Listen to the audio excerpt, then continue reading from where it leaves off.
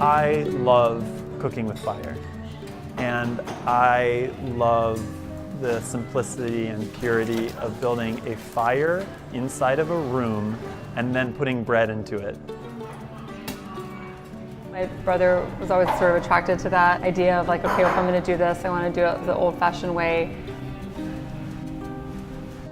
Sub Rosa is a wood-fired bakery, meaning that everything we make comes out of an oven that is only fired using wood.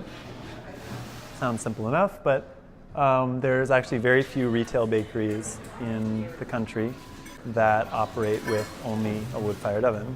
Today's fire is tomorrow's pastries and bread. So we're not heating it up and using it at the same time. We're storing that heat, like a battery, that energy for use tomorrow.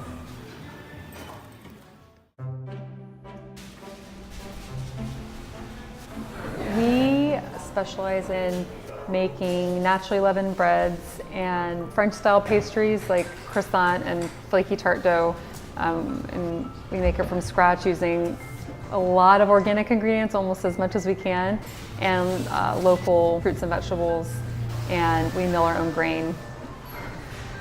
When I tasted a bread that had been made with freshly milled flour, it blew my mind. It changed what I thought bread could be completely.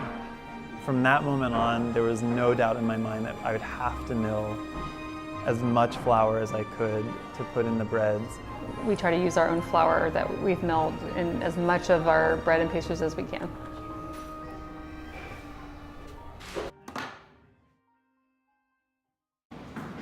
The idea of Sub Rosa started when my brother couldn't find the kind of bread he wanted to eat here, so he started baking at home just a little bit, and he ended up really loving it and saw that there was like an open market for the kind of bread he wanted to make and eat. I first started the subscription business called Sub Rosa, which was a weekly pickup delivery at the farmer's market. When he decided he wanted to make a lifelong career out of it and open a storefront, he wanted someone to be in charge of the pastries. And that's when I came in the picture and we opened the bakery together. Sourcing really excellent ingredients is also going to make your job really easy, because all you have to do is make the thing taste like itself, right? You just have to not be in the way so much. We've got amazing farmers that grow almost everything you can want.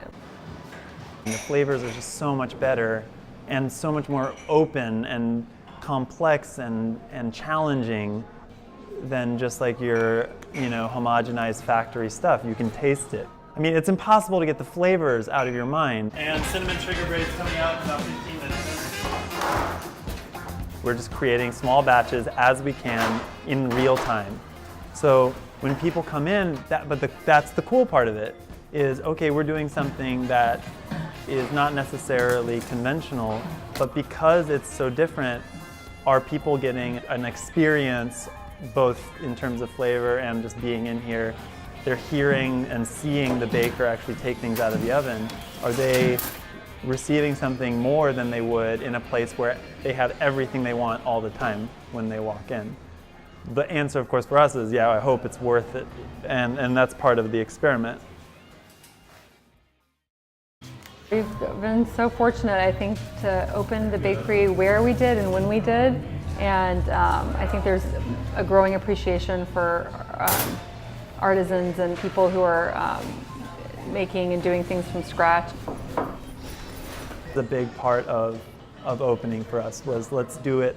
Let's really do it the way we want to, see if it works. And now I feel like because it's kind of worked, I want to push it further. I'm like, maybe the idea wasn't crazy enough.